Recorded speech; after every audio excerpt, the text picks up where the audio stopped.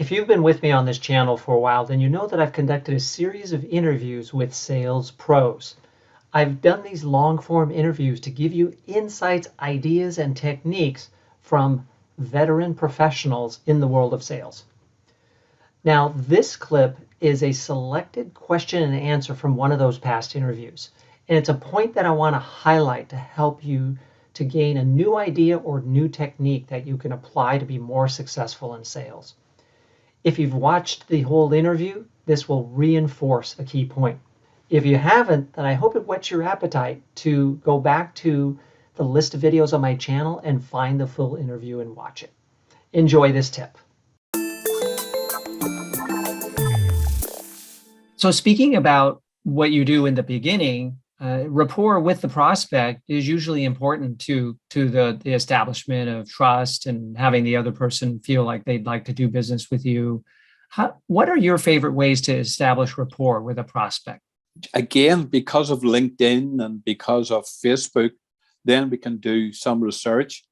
And I'll give you an example of rapport, of how I do the rapport, which was just this week. Now, it was a client of mine, and we haven't done business for 3 years. And I actually saw on Facebook his 2 children dressed up for Halloween. Mm-hmm. And I saw that last week. And I looked at his oldest boy, and I actually remembered that I was in his office, and he actually said to me, "Collie, I may have to leave early because my wife's expecting our first baby." Mm-hmm.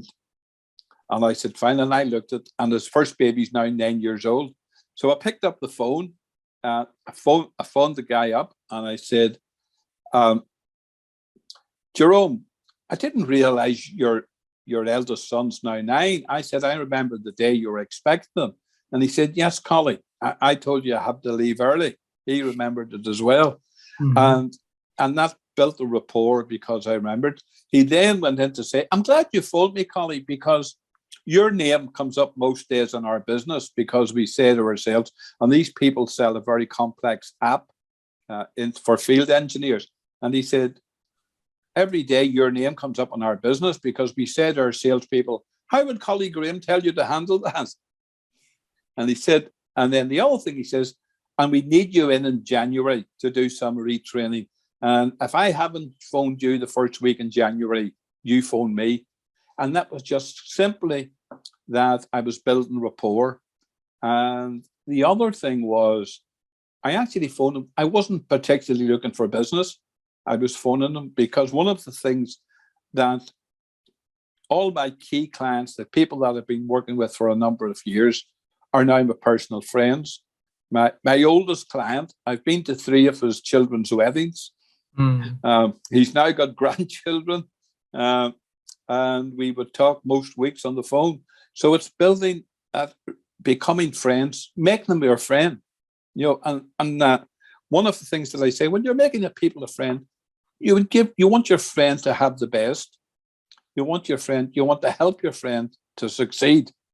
And that's about building rapport. Treat everybody as your friend and live life with constant thought of other people. What can I do to help this man? Not what can I make from this man? Because when I've seen that, I've been successful. And I believe that's the basis of my success. I don't actually prospect anymore. Fantastic. I really love something you said there, Collie. If you treat people as your friend, then you won't have trouble establishing rapport. I mean, I'm paraphrasing, but I think that message rings true, that you don't need to really worry about it if you just treat them as a friend and put their interests ahead of your own.